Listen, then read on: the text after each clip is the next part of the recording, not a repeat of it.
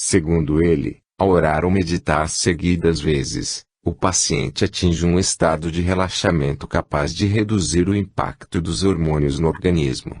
A oração continuada desacelera os batimentos cardíacos, o ritmo de respiração, baixa a pressão sanguínea e reduz a velocidade das ondas cerebrais, melhorando a condição física. Pergunta: e quanto à participação divina nos resultados da oração, isso existe? Resp. Depende da crença de cada um, mas em qualquer situação, para que a oração cumpra a sua finalidade é preciso haver uma conexão com faixas vibratórias mais elevadas. Quem muito bem explica essa questão é o conceituado escritor e pesquisador, Carlos Torres Pastorino, diplomado em Filosofia e Teologia pelo Colégio Internacional S.A.M. Zacarias, em Roma, no livro Técnica da Mediunidade, quando esclarece, sob a luz da física, do magnetismo e da biologia, como os fenômenos de comunicação entre a dimensão material e a espiritual acontecem, manifestando-se através de vibrações e ondas. Extraímos alguns trechos bastante esclarecedores. As vibrações, as ondas, as correntes utilizadas na mediunidade ou na oração, são as ondas e correntes de pensamento. Quanto mais fortes e elevados os pensamentos, maior a frequência vibratória e menor o comprimento de onda. E vice-versa. O que leva a frequência vibratória do pensamento é o amor desinteressado, abaixa as vibrações tudo que seja contrário ao amor, raiva, ressentimento, mágoa, tristeza, indiferença, egoísmo, vaidade, enfim qualquer coisa que exprime separação e isolamento. Em física estudamos as ondas amortecidas, assim chamadas porque atingem rapidamente um valor máximo de amplitude, mas também rapidamente decrescem, não se firmando em determinado setor vibratório. No cérebro, ondas amortecidas são as produzidas por cérebros não acostumados à elevação, mas que, em momentos de aflição, proferem preces fervorosas. A onda se eleva rapidamente, mas também decresce logo a seguir, pois não tem condição para manter-se em nível elevado, por não estarem a ele habituados. São pessoas que, geralmente, se queixam de que suas preces não são atendidas. Ondas longas são todas as superiores a 600 metros de comprimento. Caminham ao longo da superfície terrestre e têm pequeno alcance. Ondas médias são as de comprimento entre 150 e 600 metros. Caminham em parte ao longo da superfície, mas também se projetam para as camadas superiores da atmosfera. Têm alcance maior que as anteriores, embora não muito grande.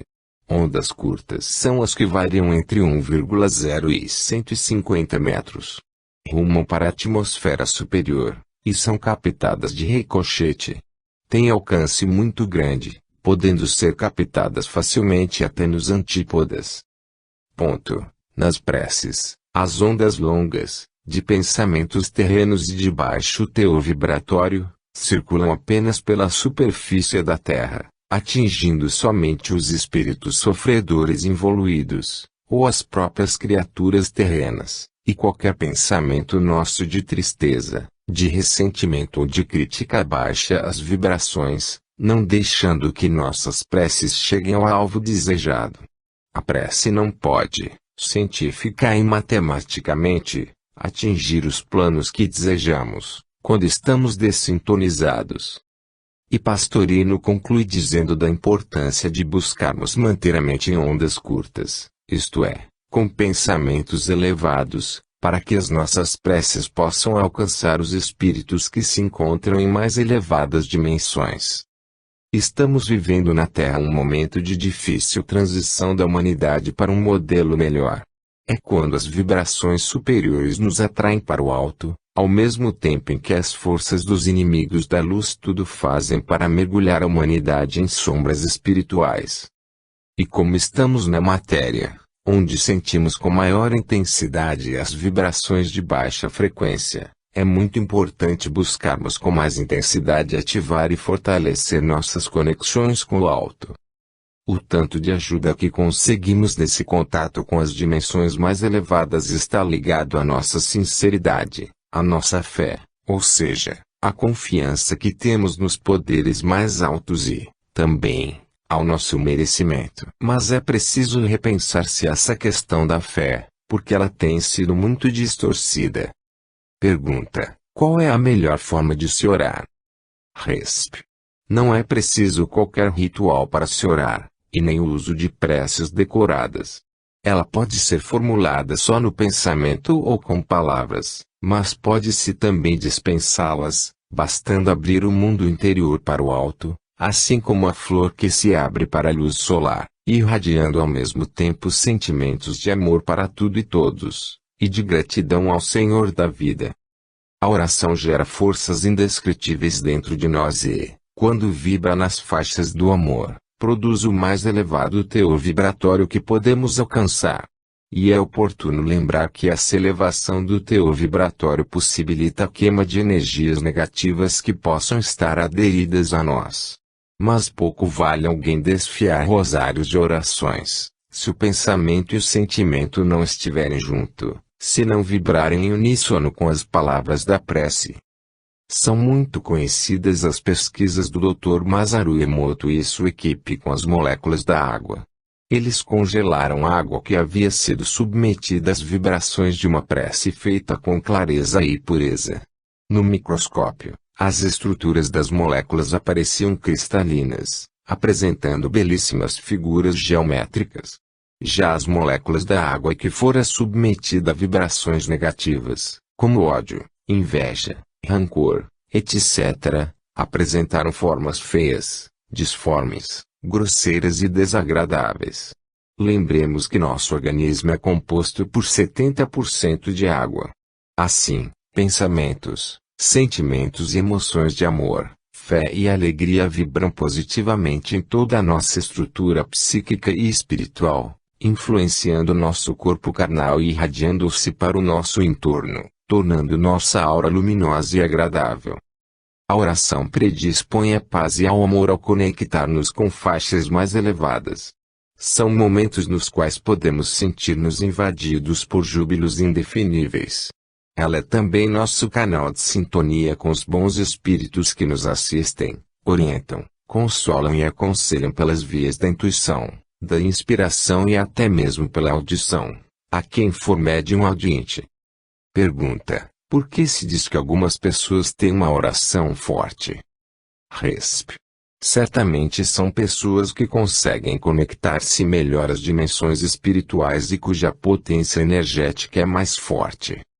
Essa potência energética resulta de uma vontade firme, da intensidade do querer, do dinamismo interior, do otimismo e da confiança. Mas os resultados finais de uma oração sempre dependem também de quem é objeto dela. Digamos que alguém, mesmo que tenha uma oração forte, ora por uma pessoa para ajudá-la em determinada situação. Essa ajuda só poderá efetivar-se se a pessoa por quem se ora for merecedora e se aquele pedido não estiver em desacordo com o seu projeto reencarnatório. Mas há também os que fazem orações de teor negativo para desejar o mal a alguém. Nesses casos, as forças atuantes são as suas próprias energias negativas, geralmente fortalecidas pelas vibrações maléficas de espíritos que lhes são afins e que os ajudam nesses mistérios voltados para o mal. Esse tipo de oração não é daquele que busca conexão com a divindade ou com seres superiores, mas sim com o baixo mundo espiritual. Está incluída em trabalhos de magia negra, etc. Quantas energias positivas são geradas pelos pensamentos, emoções e atitudes otimistas, confiantes e concordes com as leis cósmicas. A frequência espiritual de elevado teor conseguimos através do respeito às leis cósmicas, das atitudes fraternas, da fé, da alegria, da oração e, principalmente, do amor universal. E as quedas energéticas, quando ocorrem, nos deixam desanimados, depressivos, fatigados, etc. Nesses momentos a solução está em dinamizar a própria vontade e adotar uma postura interior de fé, alegria, confiança e otimismo, está na oração e, acima de tudo, em desenvolver sentimentos de amor. Pergunta: como fica então a situação das pessoas que nem mesmo têm uma religião, ou daquelas que são francamente más? Resp. As pessoas más, cuja frequência vibratória é das mais baixas, estão apenas vivendo em seu próprio elemento. Preferem permanecer à margem da evolução, até que um dia, por uma ou outra razão, irão certamente recomeçar seu processo evolutivo. Já aquelas que não possuem uma fé religiosa, sendo até mesmo ateias ou materialistas, também podem manter bom padrão vibratório, gerado por sentimentos nobres, por uma ética de vida assentada na justiça e na fraternidade, por estarem harmonizados com as leis cósmicas. Não importa a religião da pessoa. Ela pode nem mesmo ter uma religião. Basta que acredite num poder superior, num poder benéfico. E quando busca esse poder através do pensamento e do sentimento, eleva sua frequência vibratória abrindo um canal de sintonia com as forças mais altas, e é nessa sintonia que pode receber o pensamento dos benfeitores espirituais, cujos conselhos ou orientações lhe chegam geralmente na forma de intuições. Capítulo 18. Cristianismo. Jesus ensinou que o único caminho está na vivência do amor. Mas os interesses da organização que os homens criaram em seu nome distorceram esses ensinos, passando a atribuir-se o direito de enviar as almas para o céu ou para o inferno. Com isso, a vivência do amor foi substituída pela sujeição aos ditames da Igreja, e quem não as aceitasse e não se submetesse a elas, via-se a braços com os tribunais do Santo Ofício, suas torturas, fogueiras, etc. Fatos já por demais conhecidos. Foi dentro desse contexto que surgiu na Alemanha, Martinho Lutero, 1483 a 1546. Era um monge católico agostiniano e professor de teologia que se tornou uma das figuras centrais da Reforma Protestante. Numa visita a Roma havia encontrado nela uma cidade deturpada, um mercado da fé. Havia vendas de artigos e imagens religiosas, com promessas de salvação, mas o que mais o impactou foi a venda de indulgências. A igreja vendia papéis, indulgências, e uma vez obtidas o comprador ganharia desde a diminuição de seu sofrimento no purgatório pós-morte, até a absolvição absoluta de seus pecados. Estava até mesmo em leilão uma passagem direta ao paraíso dependendo da quantia disposta. Regressando à Alemanha, as crises de consciência de Lutero cresceram e se agravaram, a ponto de começar a criticar a venda de indulgências pela Igreja Católica, a defender a tese de que o homem só se salva pela fé e a condenar o luxo de que desfrutava o Papa em Roma. Acusado de herege, fixou na porta da igreja do Castelo de Wittenberg as 95 teses que deram início à Reforma Protestante. Seguiram-se-lhe outras reformas como a calvinista, a anglicana e a contra-reforma católica, culminando esta última na reativação da Inquisição que visava punir e condenar os acusados de heresias, na retomada do Tribunal do Santo Ofício, na criação do Index Librorum Prohibitorum, índice de livros proibidos, para evitar a propagação de ideias contrárias à Igreja, etc. Os resultados sangrentos dessa contra-reforma católica são sobejamente conhecidos.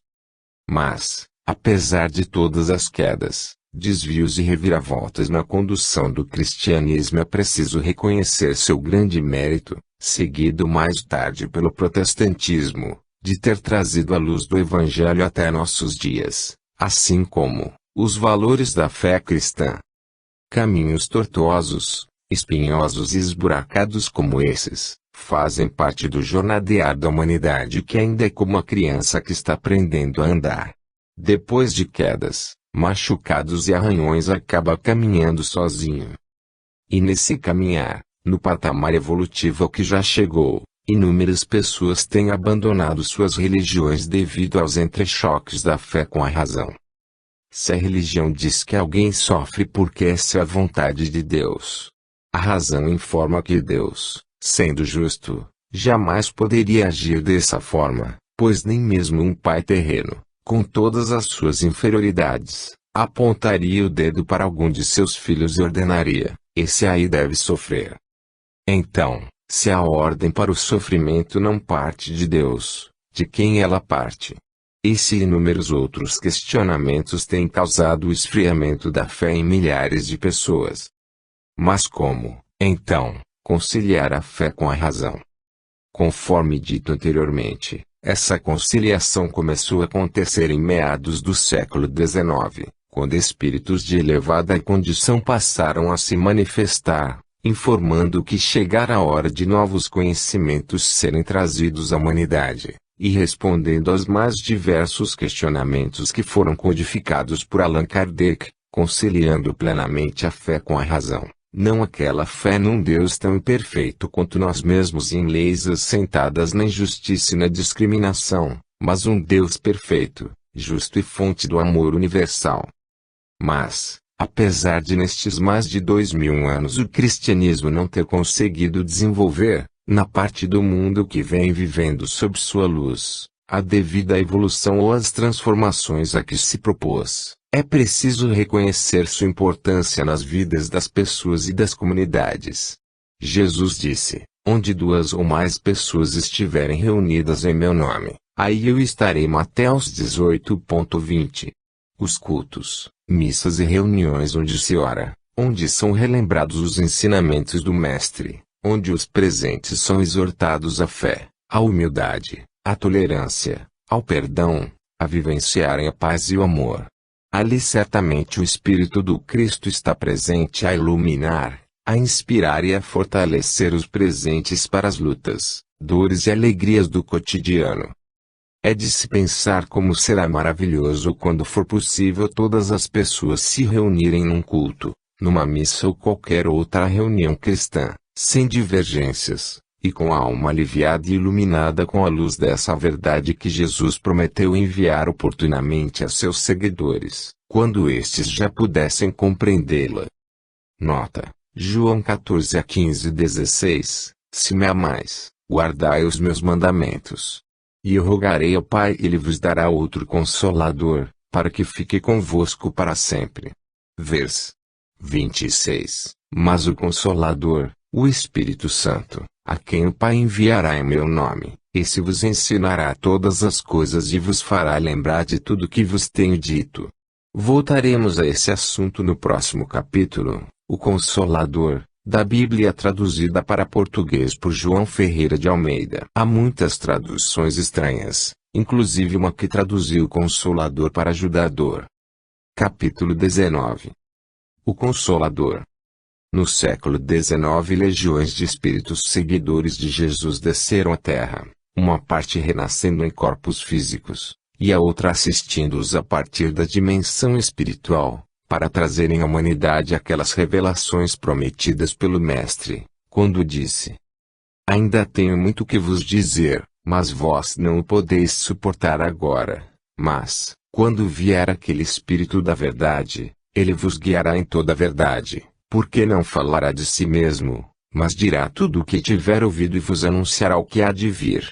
João 16.12,13. Mas aquele Consolador, o Espírito Santo, que o Pai enviará em meu nome, vos ensinará todas as coisas e vos fará lembrar de tudo quanto vos tenho dito. João 14.26. Das palavras de Jesus: ainda tenho muito que vos dizer, mas vós não o podeis suportar agora. Infere-se que naquela época ele não poderia dar explicações sobre a reencarnação, as leis da evolução, de ação e reação, mundo espiritual, etc., porque não o entenderiam, não tinham como suportar tais informações, mas prometeu enviar o Consolador, o Espírito de verdade, no devido tempo, para dizer toda a verdade e relembrar ao mundo seus ensinamentos. Dizem algumas religiões cristãs que o Consolador, o Espírito de verdade, teria vindo no Pentecostes. Mas no Pentecostes não se justificava alguém vir dizer toda a verdade, posto que Jesus já havia dito tudo o que a humanidade daqueles tempos poderia suportar, conforme ele próprio afirmou. Além disso, no Pentecostes não houve qualquer revelação. Também não havia motivos para alguém vir relembrar seus ensinamentos, porque estes estavam ainda muito vivos nas mentes e corações dos seus seguidores. Mas no século XIX esses ensinamentos já estavam muito esquecidos pelos cristãos quando o Espírito de verdade veio relembrá-los através da mediunidade, trazendo ainda todas aquelas informações e explicações que Jesus não pudera dar naquela época, quando não poderiam suportá-las, assimilá-las. Agora, porém, em outros níveis de conhecimento e depois de tantos séculos de cristianismo, esta parte da humanidade já estava madura para receber mais esclarecimentos sobre a vida e os mecanismos da evolução. Também o título Consolador se ajusta como luva ao Espiritismo. Há consolo maior do que saber que os nossos entes queridos que morreram não estão mortos, mas vivos, continuando sua evolução numa outra dimensão de vida e que, eventualmente, poderão até mesmo comunicar-se conosco através da mediunidade. Saber que depois desta vida poderemos nos reunir a eles, a caminho de novas jornadas evolutivas. É um consolo simplesmente divinal saber que ninguém irá para o inferno sofrer pela eternidade afora, que os nossos entes mais caros, que não aceitaram Jesus nesta vida ou cometeram graves delitos ante as leis divinas, não estão perdidos por causa disso, tendo sempre novas e renovadas oportunidades de resgatar culpas e evoluir através das reencarnações. E aos que carregam terríveis pesos na consciência só pode haver consolo quando informados de que poderão consertar o mal que fizeram, nem que seja numa futura encarnação. Jesus disse também, conhecereis a verdade e ela vos libertará. João 8, 32. A qual verdade estaria o mestre se referindo? Certamente a nada que lhe ensinara, porque disse conhecereis, ou seja, no futuro. E nem ele, nem seus seguidores apresentaram algum novo conhecimento que poderia representar tal verdade. Isto está cristalinamente claro.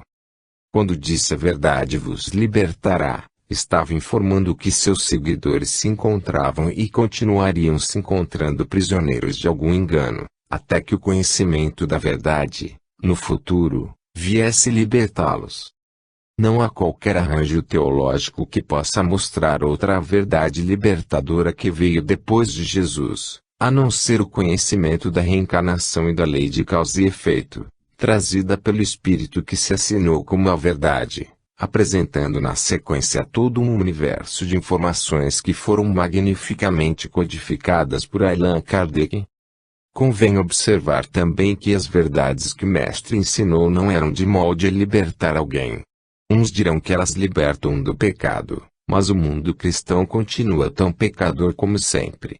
Portanto, se alguém analisar estas questões com um mínimo de bom senso e sem as amarras do condicionamento religioso, acaba ficando maravilhado com tamanha lógica e tal demonstração da sabedoria do amor do Criador, ao estabelecer a lei que determina a evolução dos seres através das vidas sucessivas, dando-lhes o livre-arbítrio, pelo qual podem escolher livremente os seus caminhos, e ainda, oportunidades sempre renovadas de resgatarem as culpas que lhes pesam na consciência profunda, e galgarem mais um degrau em sua evolução espiritual.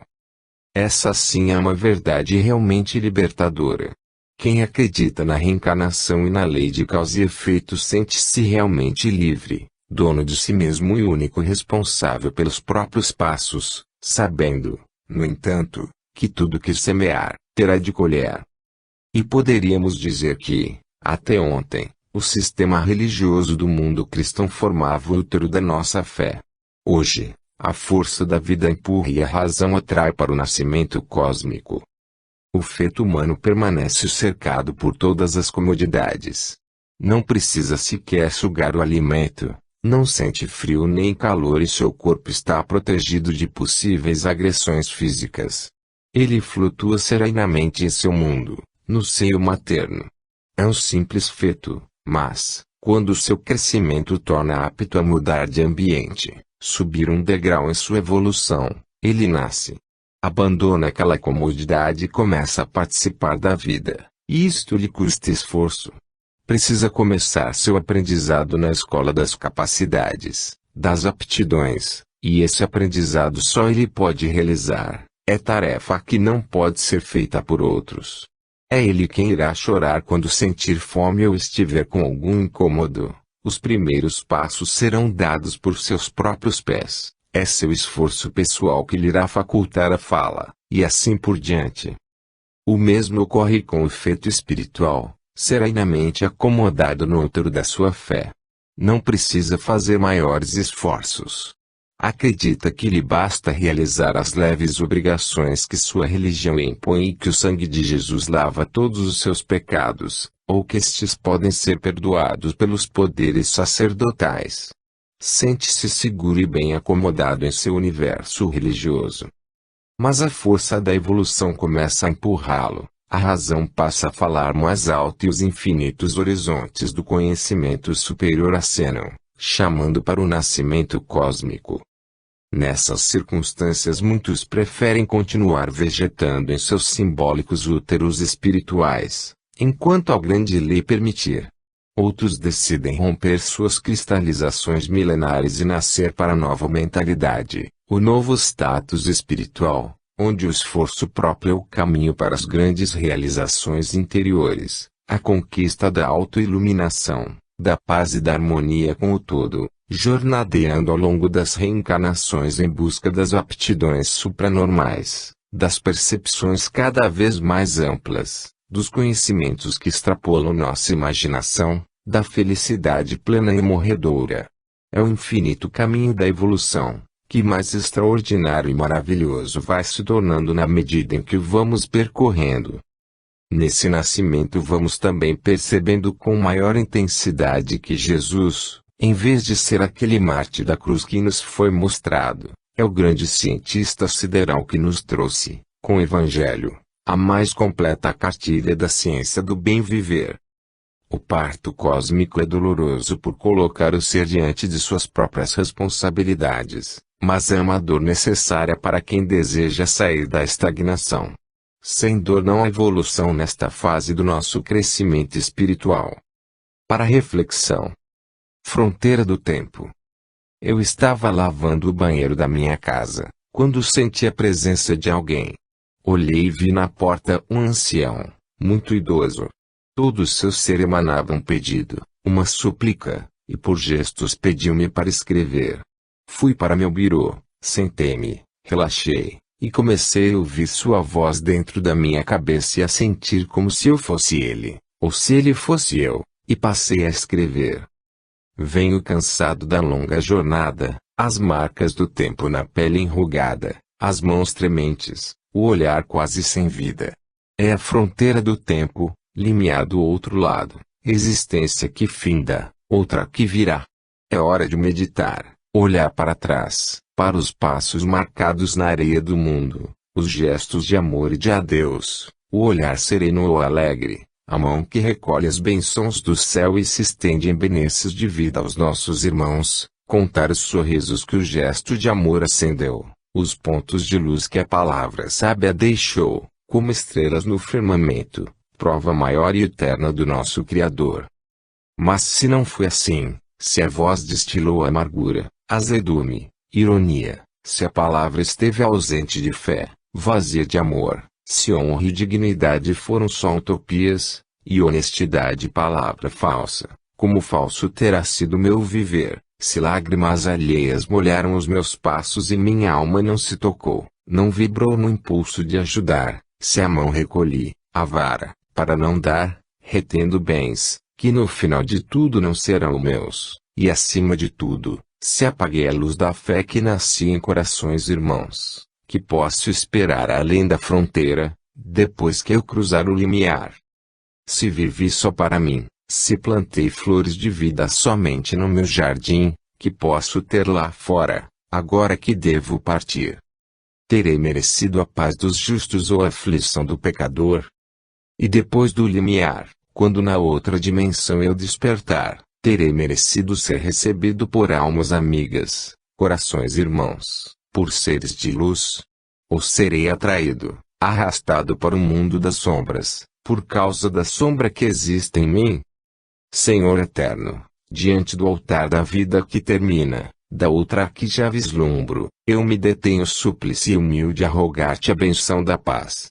Não te peço morada nas cidades de luz, se elas não fiz jus, se meu viver na terra não construiu a ponte que agora possa me levar. Não te peço benesses que a tua justiça não poderia me dar, mas peço-te uma benção ao Pai, que o teu coração paterno não há de me negar. Deixa-me ficar aqui mesmo nas vizinhanças da terra, mundo escuro e vazio de amor. Deixa-me tentar além da morte, agora que já é tarde para a vida. Deixa-me tentar nova conduta com mais amor por meus irmãos, com mais fé, mais luz no coração. Mesmo que eu tenha de sofrer, carpir a solidão, romper a cada instante a sombra espessa da negação, que eu tenha resistir à tentação de cair, ou de fugir aos compromissos que vou assumir. Deixa-me ficar num posto de socorro dos mensageiros do bem, ser-lhes fiel servidor, o mais humilde de todos, mas também o mais feliz, porque finalmente, após tão longos percursos,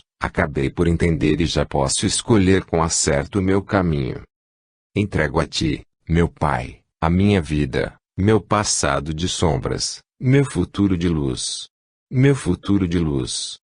Ao terminar a escrita, eu estava com o rosto molhado pelas lágrimas que ainda teimavam em descer. Anos mais tarde fiz um vídeo com esse texto que tinha gravado em áudio, com imagens de uma velha amiga, cega.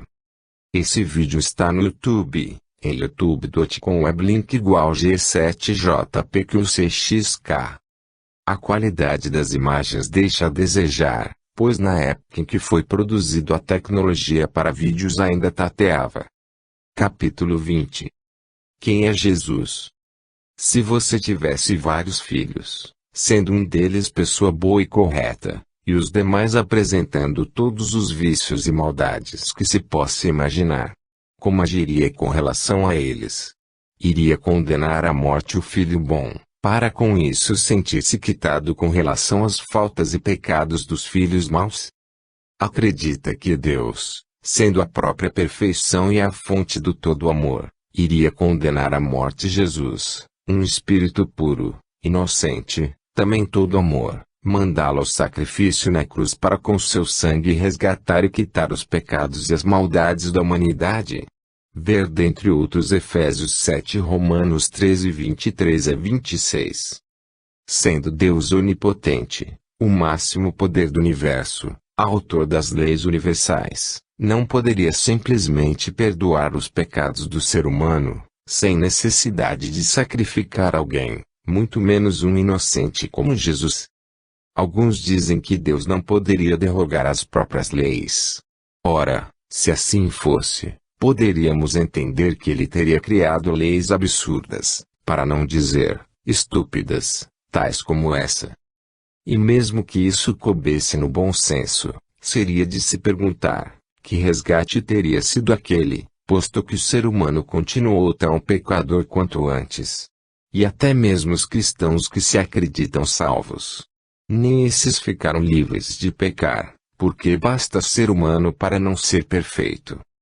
Não acha bem mais coerente, de acordo com a grandeza de Deus e do próprio Jesus, não lhe atribuir a figura do Cordeiro de Deus a ser sacrificado pelos pecados da humanidade, mas sim, a missão de mestre. Alguém que tenha vindo para ensinar ao ser humano um novo mandamento, o do amor, no qual se incluem a paz, o perdão, a humildade, o respeito, etc., mesmo às custas do próprio sacrifício.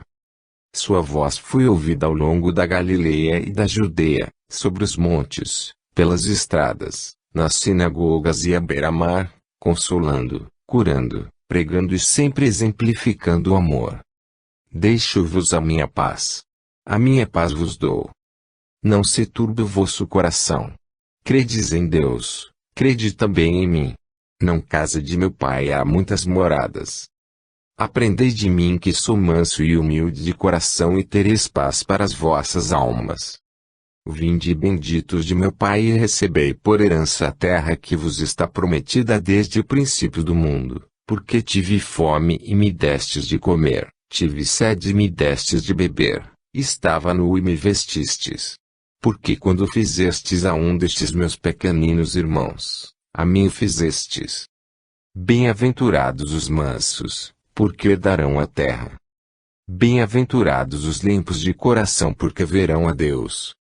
Mas, a fim de que seus ensinos, tão drasticamente divergentes das leis judaicas e do status quo em vigor, pudessem ser levados em consideração e aceitos, expandindo-los ao longo dos séculos futuros, só mesmo com um clímax tão poderoso como foi o da crucificação, e Jesus a eles se submeteu, não para salvar o pecador, mas para que este tivesse a oportunidade de começar a salvar a si mesmo, mediante as transformações interiores, as mudanças na própria conduta em busca da vivência do amor.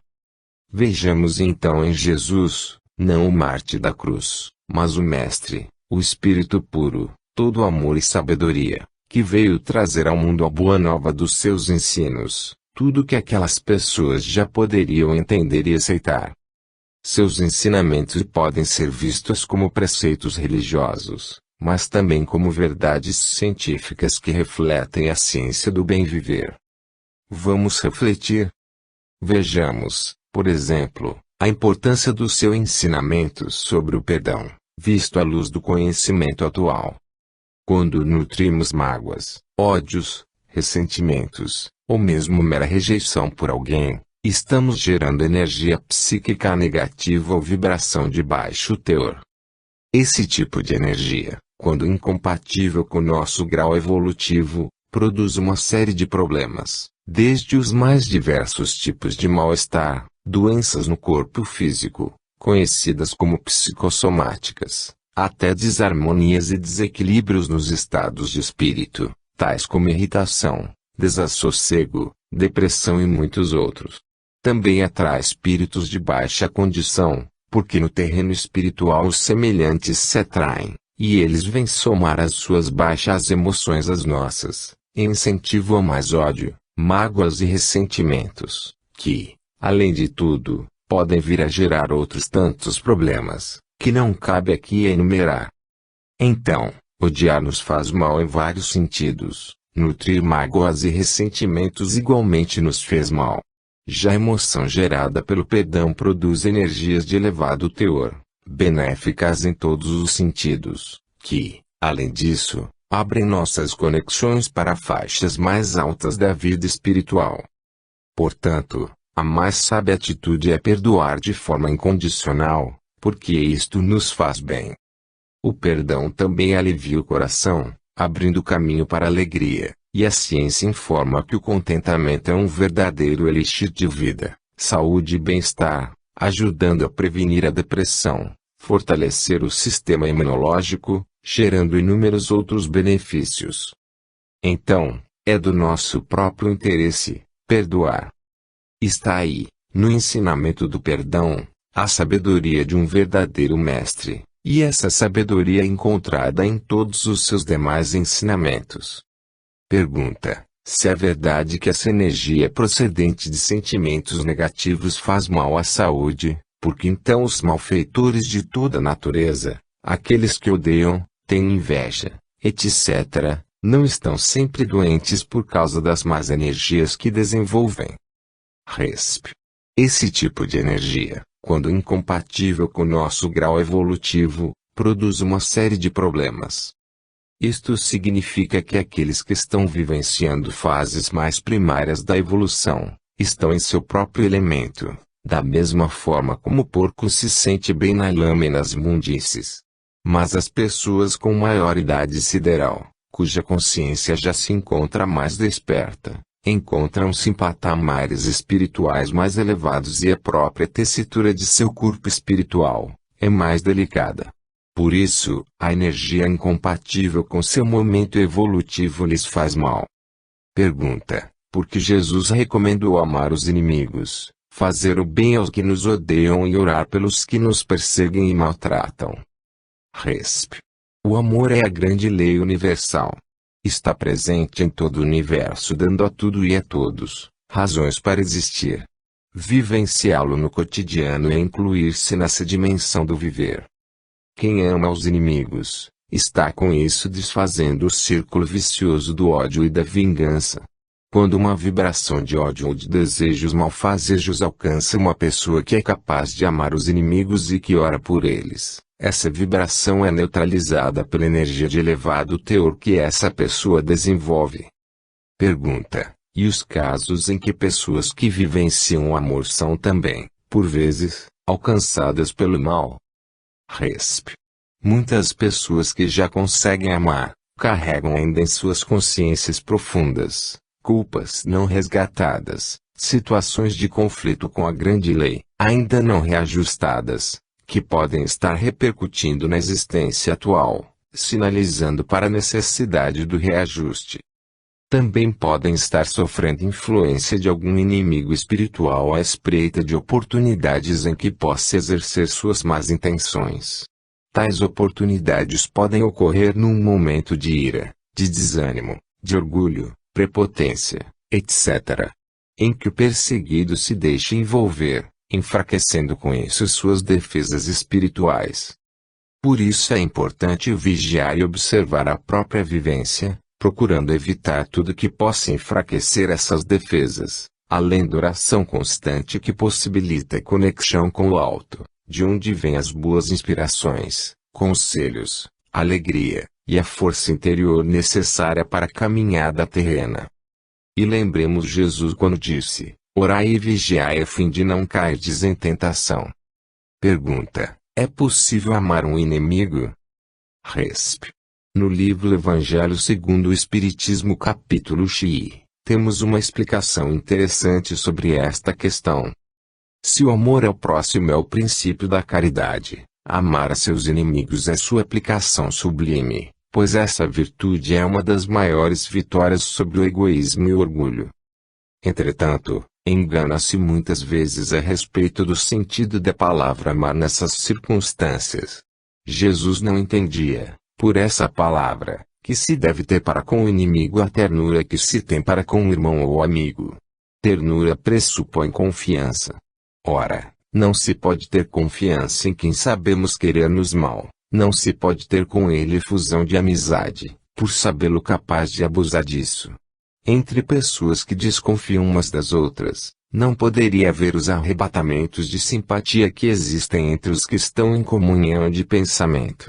Enfim, não se pode ter o mesmo prazer encontrando-se com um inimigo do que com um amigo. Amar a seus inimigos não é, portanto, ter por eles uma afeição que não é natural. Pois o contato com um inimigo faz o coração bater de uma forma bem diferente do que com um amigo. Amar os inimigos é não ter contra eles nem ódio, nem rancor, nem desejo de vingança. É perdoar-lhes, sem segundas intenções incondicionalmente, o mal que nos fazem. É não opor nenhum obstáculo à reconciliação. É desejar-lhes o bem em lugar de desejar-lhes o mal. É alegrar-se, em vez de se afligir com o bem que lhes acontece. É estender-lhes mãos seguras em caso de necessidade. É abster-se, em palavras e ações, de tudo o que pode prejudicá-los.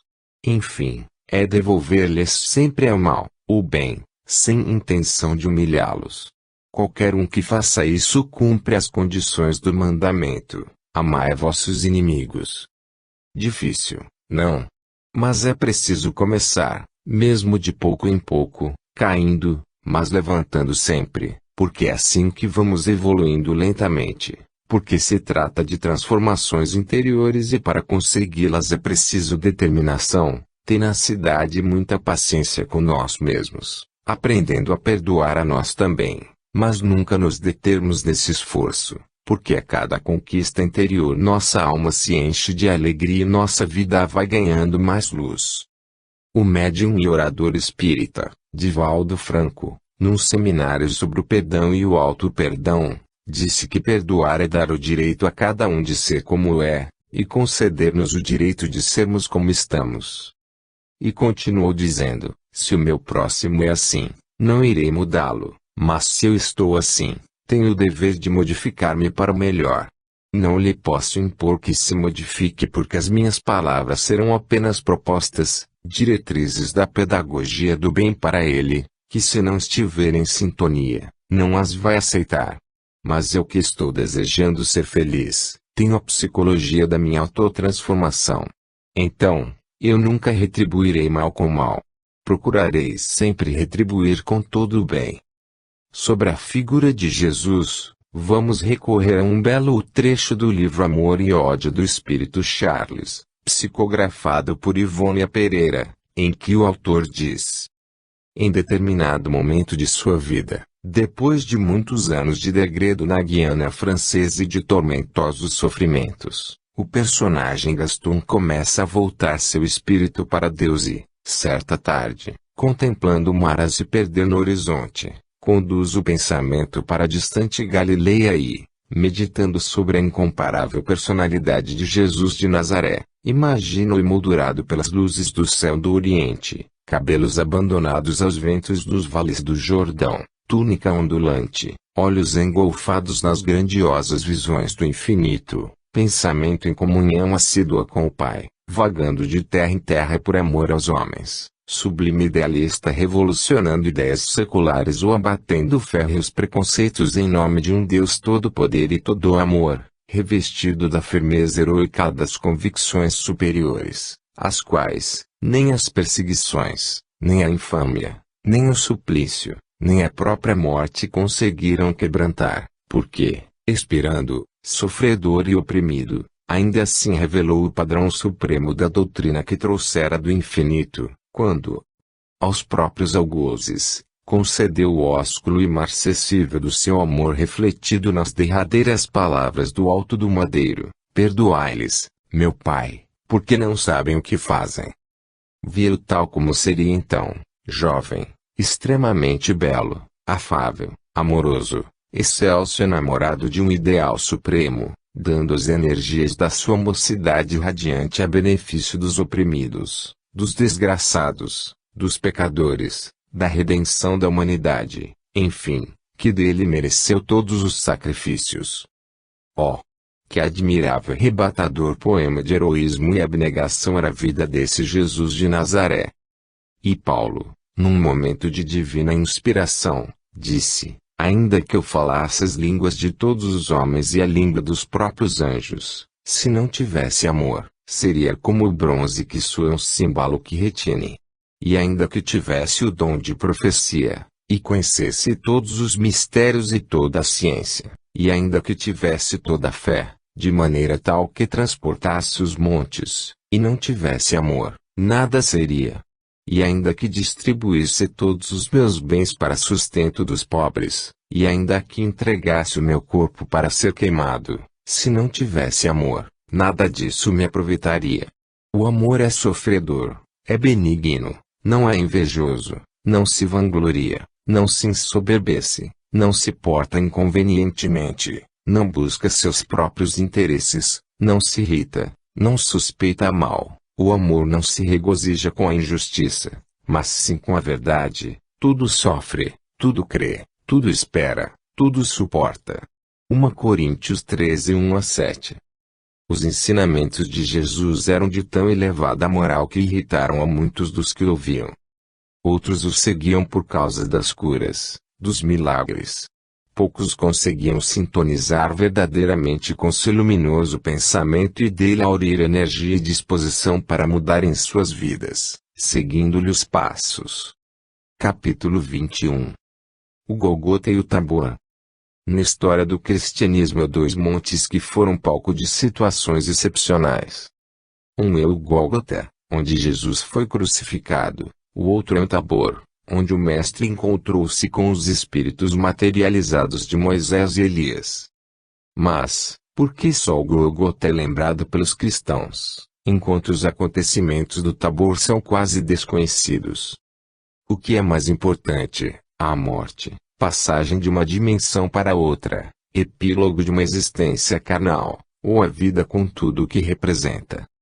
Jesus tem sido mostrado como o mártir da cruz. Aquele ser sofredor, açoitado, torturado e crucificado para resgatar nossos pecados. Essa ideia de sacrificar alguém em lugar de outrem reflete a mentalidade vigente na antiguidade, também adotada no Antigo Testamento. Ela é muito cômoda, mas absolutamente injusta, partida do egoísmo e hipocrisia humanos. O ser humano, devido à sua imaturidade espiritual, tem a tendência de procurar sempre algum jeito de não assumir as próprias responsabilidades e responder por seus erros. Foi o que aconteceu com relação a Jesus. Em vez de vê-lo na qualidade de mestre, que veio ensinar ao ser humano caminhos mais compatíveis com aquele momento evolutivo, acharam melhor transformá-lo no Salvador, que, através da sua morte na cruz, estaria livrando seus seguidores de todos os pecados, resgatando-os mediante o próprio sacrifício. Quanto egoísmo! Quanta cegueira! Quantos séculos de sofrimentos o ser humano ainda terá de vivenciar para evoluir? Já não estará na hora de começarmos a pensar com mais coerência, posto que no mundo atual não mais se justificam tais enganos. Já não é tempo de começarmos a refazer nossos conceitos, tornando-os mais coerentes com a realidade. Quanto absurdo naquelas velhas ideias, que ainda permanecem em vigor, de que Jesus teria descido à terra para morrer na cruz e com seu sofrimento, sua morte, pagar as culpas humanas. Jesus veio à terra na condição de Messias, em missão sacrificial sim, mas para nos ensinar um novo caminho, a nova lei, a do amor.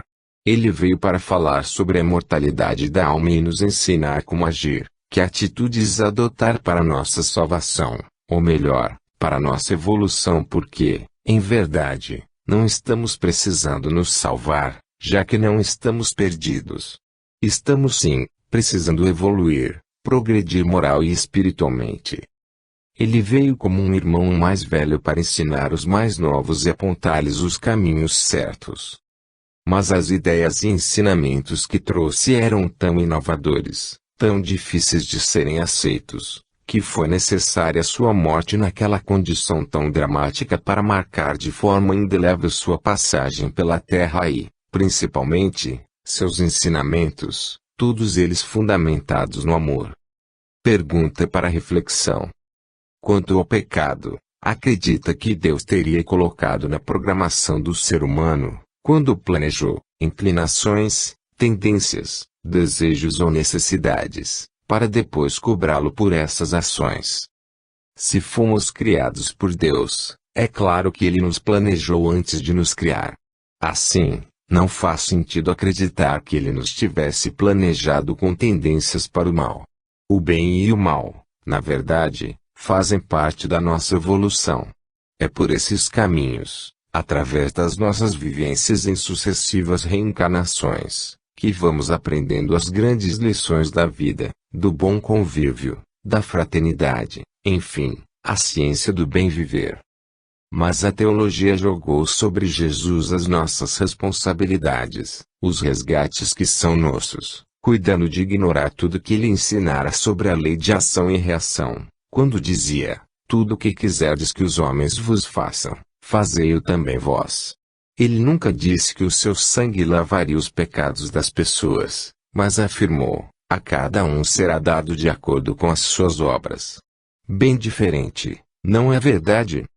Os judeus, desde o início de sua história, estavam acostumados a cometer faltas e repará-las, ou melhor, apagá-las com o sacrifício de um animal. Esse tipo de prática foi-lhes ensinado por Moisés porque era adequado ao momento evolutivo daquele povo rude um tanto primário.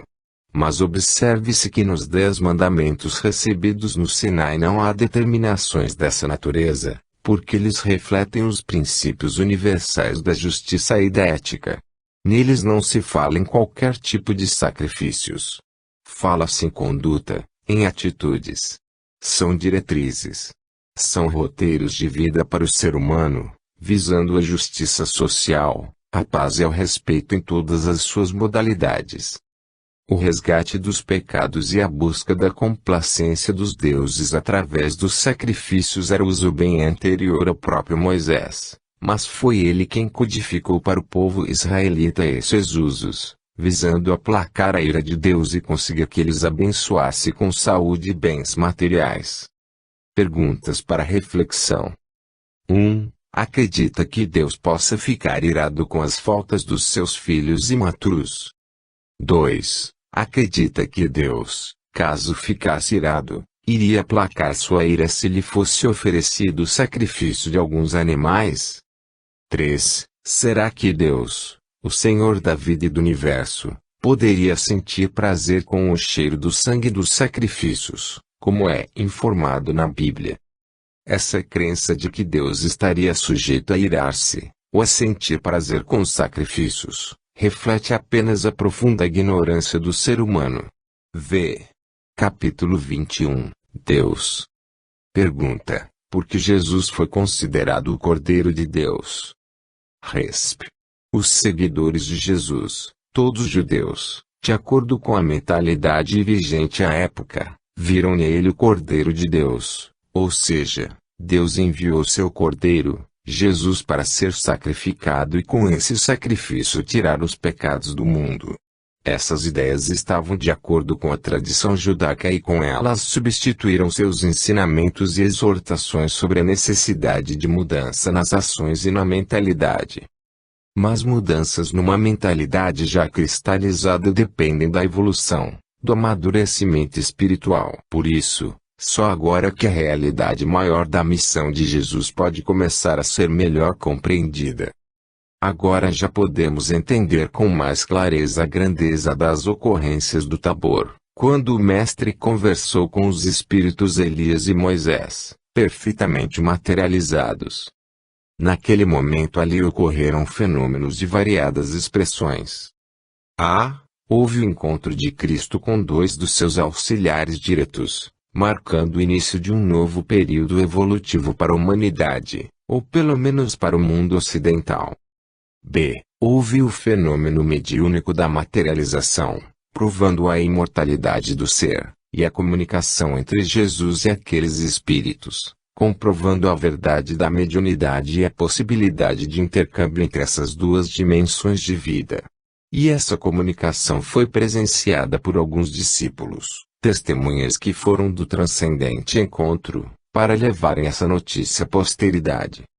C. E por último, houve a presença de Elias e João Batista numa só pessoa, porque o Mestre dissera em diversas oportunidades que João Batista era o mesmo Elias do Velho Testamento que retornara à matéria como seu precursor, confirmando a realidade da reencarnação.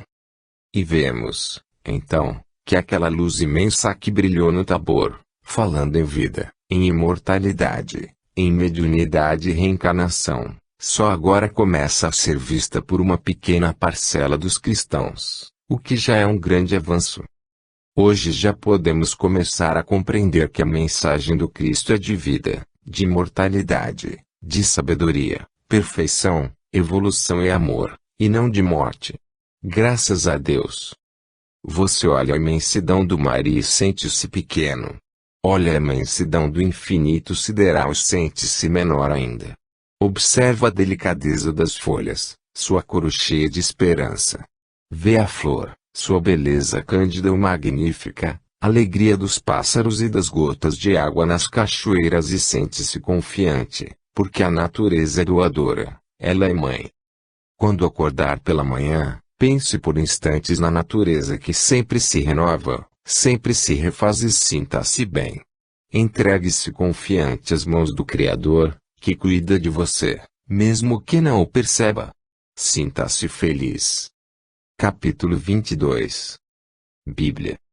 Para não se dizer que estamos pretendendo desmerecer a Bíblia, principalmente em seu Antigo Testamento, ou levantar-lhe críticas infundadas, é importante esclarecer que estamos tão somente pretendendo mostrar a verdade, posto que, até hoje, depois de tantos milênios, milhões e milhões de pessoas ainda se abrigam sob o palio de centenas de religiões que se mantêm manietadas à sua letra, por mais absurda e contraditória que se apresente em tantos e tantos momentos. Muitas o fazem pelo medo, sempre o medo, de serem castigadas, mas certamente a maioria por mero comodismo, por se sentirem bem acomodadas no útero da sua fé, sem ansiarem pelo nascimento cósmico que transforma o feto espiritual em criança a iniciar sua jornada em busca dos horizontes de luz que lhe acenam, indicando novos e mais amplos caminhos. Muitos entendem que a Bíblia, considerada a palavra de Deus, não deve ser questionada.